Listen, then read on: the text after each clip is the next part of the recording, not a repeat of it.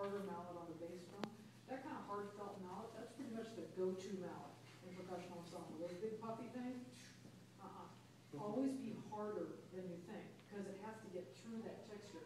Same thing for timpani, some kind of hard felt, like we were using, is very effective. So it's like at least one step harder than you would use in an orchestra or band already. And as you get more mallets and you get more repertoire of knowing how they all sound, you'll learn how to pick the harder ones. And that's something you really give a lot of thought to. The other thing is that we're always playing soloists pretty much as percussionists, don't we? We have like, I'm the snare drummer, she's the cymbal player, and he's the drum player, right? And we don't get used to playing in an ensemble. So what happens is we tend to all play our parts in percussion ensemble like they're the part. And we don't realize sometimes our role. Like, I think you did a good job with that. You know, kind of understanding where you knew when to bring out your parts and when to play back. For example, with glockenspiel player. Which one? Yeah, the last piece. Yeah, so same thing there. It's written like mezzo piano, but you always have to add on a glockenspiel, mezzo piano on a snare drum, mezzo piano. They're just lazy. They just put mezzo piano. You know how piano is. It just puts it all out there, so there it is, right? But you have to know that the snare drum, the tom-toms, crash cymbals can completely overwhelm the ensemble. And particularly when you have an ostinato, you know what I'm saying when I'm saying ostinato? Wind players, you have them play that, they're all going to get softer and softer as they get tighter and tighter. What do we do as percussionists? Yeah, We get louder and louder, right? It's like, I got this now, right? Now I'm going to motor right through this. And so you have to be careful when it's simple and you're comfortable to not go, yeah, and just lock into it and overwhelm like the melody that the mallet players might have. You have to know, look at it and guess where your role is. If you're playing on a glockenspiel, probably the background, right? Probably not the melody. And the same thing happens on the pieces you're doing. A lot of percussion ensembles are like this. Ostinatos, right? You'll enter, and then you'll enter, and then you'll enter, and then they'll play a little louder because he's in there down, and I play louder because he's in there, gets louder and louder. And so it's kind of like driving on the freeway, you know? When you're driving on the freeway, and if you're in the right lane, because you drive really slowly like I do, and people are getting on, right? And it would be really rude for me to like, get right up there and not let them on. What do I have to do? I have to back off. Do I go, right? Ideally not. I kind of just let them in. And that's how you do with an ostinato. You establish it, maybe you're a little strong at first, a little bit stronger, and then you kind of come under to let hand in.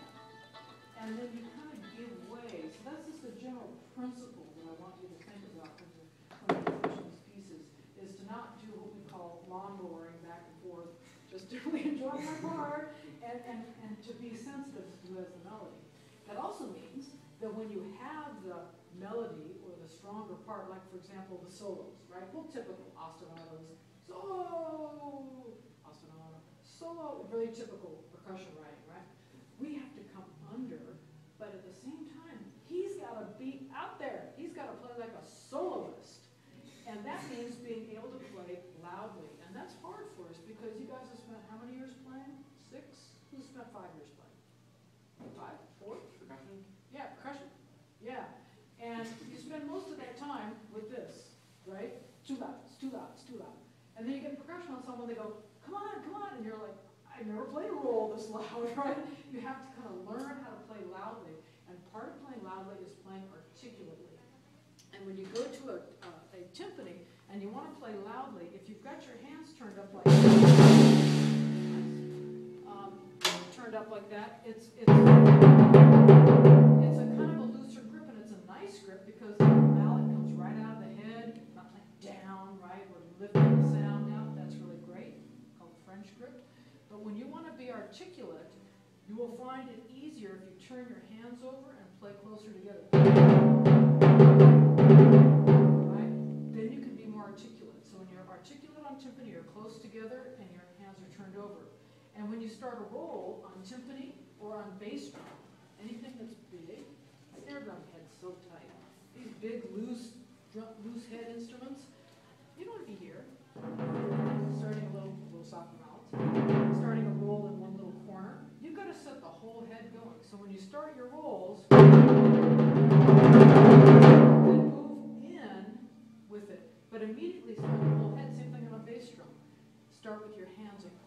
start the roll and then gradually move in to do that. I bet you guys had a great sense of time.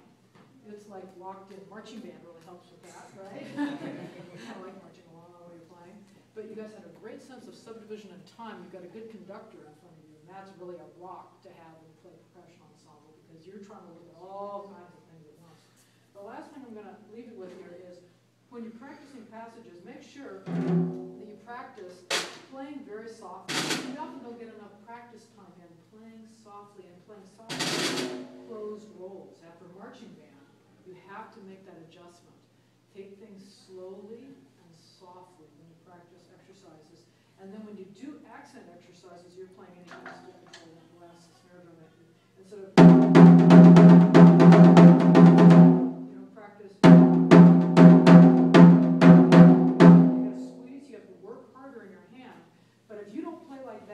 It's going to sound like mush out through the percussion ensemble.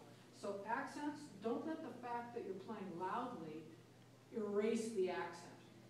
And when you're playing a bunch of notes on a mallet instrument, practice at first on one note and just playing the accents, and then see if you can bring it across. And the last thing I want to leave you with is, we never cross. And I don't think I saw anybody really cross in here. That's like an emergency. That tells me you didn't have time to work out the sticking. It's not cool in classical music, right? It's better to double, but it's better to single stroke if you can. When you're playing across two tom-toms, it's like, yeah, I can play it that way. It's just better. That's just more rocking, right? It's more liquid. It's more flowing. You have to move more. And don't get sucked into that on mallet instruments and playing a bunch of doubles because I got my right hand, I'm so right-handed. Make yourself play it alternately, and you'll get so much more out of it. Or, instead of playing, to play just the tick and start with your left hand. Right? That's why you spend all the time on stick control, starting things left-handed, so that you can when you need to. And just mark it in your part when you got it. Anyway, thank you guys. It's really fun to see people play real percussion literature. You have a wonderful program at your school. Take some time to thank the parents that are here and teachers who are giving you this opportunity, because it's easier not to do percussion ensemble, right? It's an effort we make to make you real percussionists and not just drummers from marching band. So congratulations.